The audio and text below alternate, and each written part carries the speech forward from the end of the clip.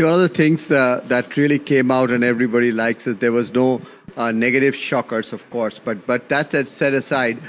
Except for the stock markets to some extent. The stock market, something that nobody wants to talk about because nobody wants to nobody understands how it behaves and when it behaves the way it behaves.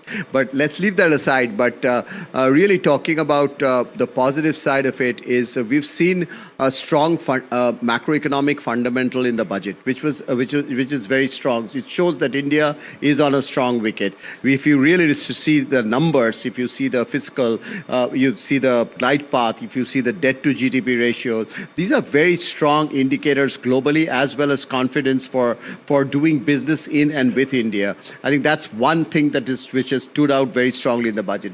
The second part of it is the focus that it has had on, if you really look at the future, the way it's focused on manufacturing and the way it focused on even MSME, the capital support scheme and all of that, the labor-intensive manufacturing, the focus on textiles, been very, very crucial and critical. The third feature, which everybody's talking about, the focus on infrastructure, which is just phenomenal because that really leads to the second-tier cities, the third-tier cities, and that leads to a lot of not only business opportunities, but the cost of doing business coming down, etc. But one big, I shouldn't say surprise, but one big ask which has really been fulfilled has been the continued focus on the state capex, the public capex being kept in the way in which will last 1 year we have seen the private sector crowding in, and I see this to be a great boost for the private sector to crowd in. And I'll end with one point